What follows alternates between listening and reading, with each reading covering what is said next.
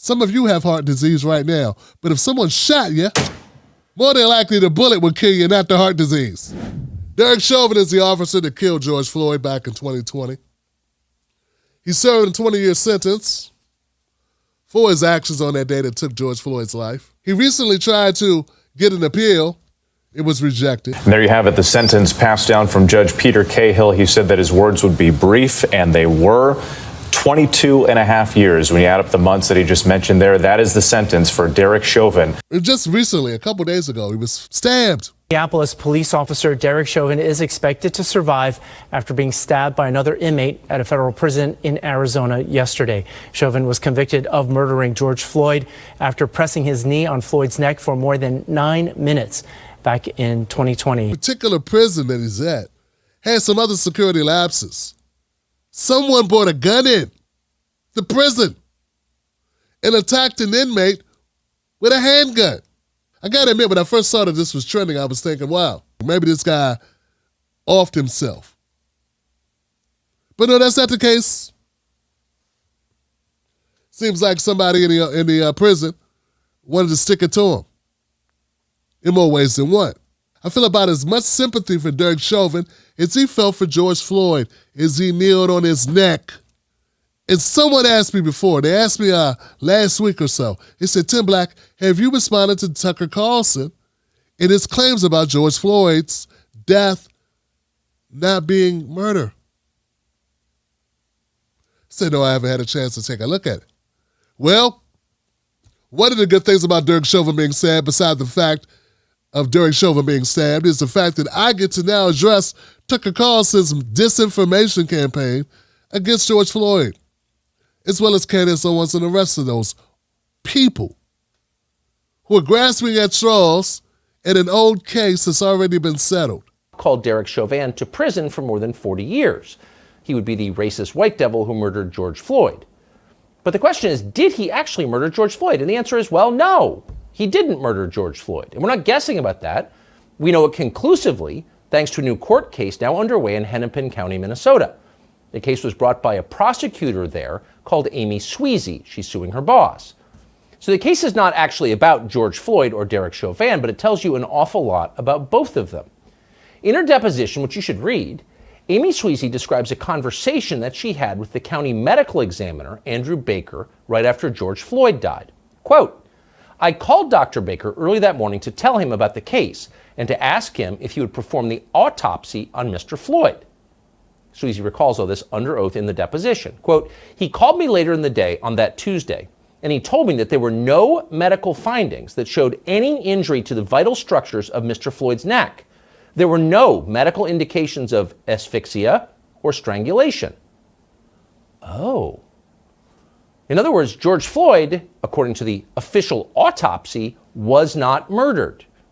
He died instead of what we used to call natural causes, which in his case would include decades of drug use, as well as the fatal concentration of fentanyl that was in his system on his final day. So this was not a killing. It was yet another narcotics OD. All right, so let's go ahead and unpack this garbage. Let's sweep the Tucker droppings into his cage. You know, it's crazy that so many people actually listen to Tucker Carlson and take him seriously. It was obviously just baiting and gaslighting. Guess it was a slow week on the Tucker Carlson X show. No one has ever said that George Floyd was strangled to death. That was not the cause of death. The cause of death was never determined to be asphyxia or strangulation.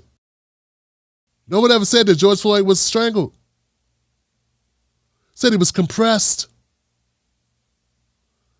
Air was not able to get to his heart and his lungs. It stopped working due to compression, subdural restraints. You know, I followed the George Floyd case daily. Every nook and cranny of that story I covered. Every testimony, every expert witness, the prosecution, the defense, the entire thing. I covered the entire situation. I even wrote a report about George Floyd with all the information that I had obtained. It was just one of the most consequential civil rights cases, culminating in something beyond anybody could Imagine. It was right on the heels of the Breonna Taylor murder as well. Yes, the Democratic Party used George Floyd's death in order to fill their own needs. They do that with everything. Everything. Both political parties use whatever's going on as a means to help them earn votes or get donations and to further their talking points and their causes. And when we got the conservatives make a big deal out of who's on a course can about a trans TikToker getting a case of obligatory beer cans with their likeness on it sent to their house. But we had to hear about that for about a month. No one died. It's nothing major, but it was a big deal to them. Because they can further their talking points about how the country's being destroyed by trans people. So back to this garbage. No one should ever ask you this because that dog don't hunt. We've already been over this ground. But if some moron wants to question you about George Floyd's death, here's the actual record. His heart and lungs stopped functioning. The subdural restraint and the compression led to a cardiopulmonary arrest. The subdued, arms behind his back, laying on his chest and stomach. He could not get movement. It was ruled a homicide. There are three ways. Homicide, suicide, accident.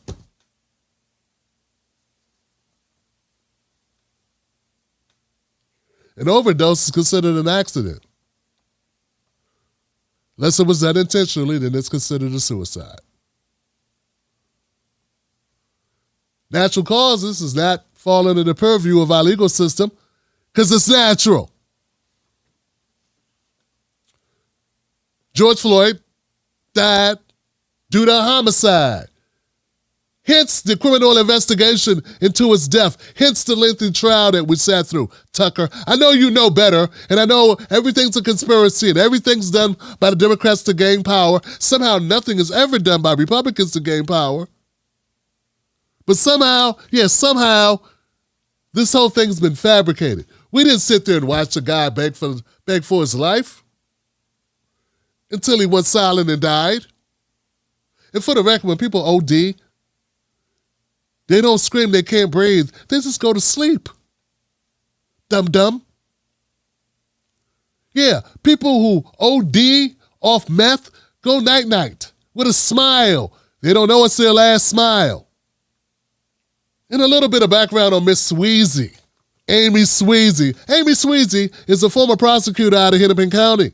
She's actually has a lawsuit about discrimination and bad treatment during her job, during the time of her job. She won a lawsuit and got some money and then said, hey, I'd like more money, please.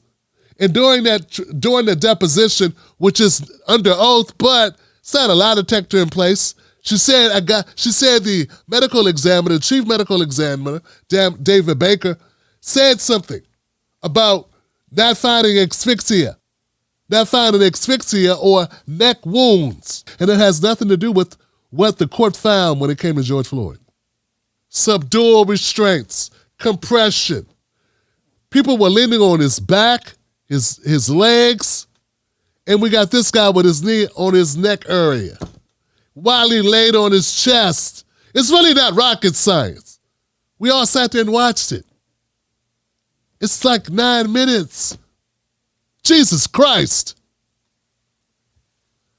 But you can see somebody on the ground begging for their life and then go silent and there'll be no movement and you say, oh, that's just because drugs. Did he look like he was inebriated? Was he able to walk? Did he look like somebody who was drugged out? You've seen people on drugs on Skid Row and other places. Was he doing the hangman? Now he was begging to breathe. And all of this could have been avoided if Derek Chauvin would have just Let the guy breathe. He was already handcuffed. Why not just let off the guy? Very simple. And here's another thing, guys, to all my geniuses out there. Two things can be true at the same time. You can kill somebody and they can have an underlying condition. Some of you have heart disease right now, but if someone shot you, more than likely the bullet would kill you, not the heart disease. There are people with all types of issues. You know, if you walk in front of a truck and get hit by a truck and you had liver disease, the liver disease didn't kill you. The truck did the job for you. And that's what happened with Derek Chauvin and George Floyd. Derek Chauvin took George Floyd's life. Those officers contributed to the loss of life of George Floyd. If it were not for Derek Chauvin and the other officers, George Floyd would have went home, we guess. Or maybe he would have tried to take something, exchange a bill and got shot. I don't know. Anything could have happened. I'm not here to say that George Floyd is the greatest guy on earth. That's not the case. That's not the argument. The argument is not does he deserve to live because he was an honor roll student or a Boy Scout. That's not how life works. We don't get to choose who dies because we like their backstory. We get to not kill them because that's against the law. When you break the law, even with somebody you don't like, it's still breaking the law. Pretty basic. Very simplistic. Not that hard to wrap one's head around, unless you're a biased scumbag. So yes, when David Baker made his comments, the medical examiner's office had not finished the investigation when prosecutors filed a charging document saying their preliminary findings had shown no physical evidence to support a diagnosis of traumatic asphyxia or strangulation. It said that the combined effects of police restraint, underlying health conditions, including heart disease, and any potential intoxicant in the system likely contributed to his death. But the overall cause of the death was the subdual restraint and the compression applied by Derek Chauvin and the other officers. Jesus Christ, can we let it go? Can we let it go? Can we let it go? The officer killed a guy. You know what? Officers kill a lot of people. The only one you're concerned with or even talk about is George Floyd. What about all the other cases where officers kill people? What's wrong, Tucker? Can a white cop kill a black guy anymore? Huh? They've been so good at it over the years. Huh? They're pretty good at killing white people too, but they don't do it as often. Okay? Get what I'm saying? Or not to such a larger part of the white community. Okay? Per capita, you got us, you're killing black people way more than you're killing white folks. So, the cause of death described by Dr. Baker and the pathologist who performed the second autopsy amounted to substantially the same thing. Experts said which was the external pressure in a prone position causes death. Dr. Baker never used the term asphyxia in his report. Once again, 3 types of causes of death that pertain to legality purposes: homicide, suicide, accidents. This was not an accident. Derek Chauvin did not accidentally put his knee upon George Floyd. Those officers did not accidentally partake. They did so intentionally. This was not George Floyd's magical way of taking his own life, handcuffing himself and sliding under the knee of Derek Chauvin. And it definitely was not a natural cause. It serves a homicide, death at the hand of another, or caused by another. Homicide, homicide, homicide, homicide. Which you don't want to say it because it has the words homo in it. H-O-M, is that a problem, Tuck? All right.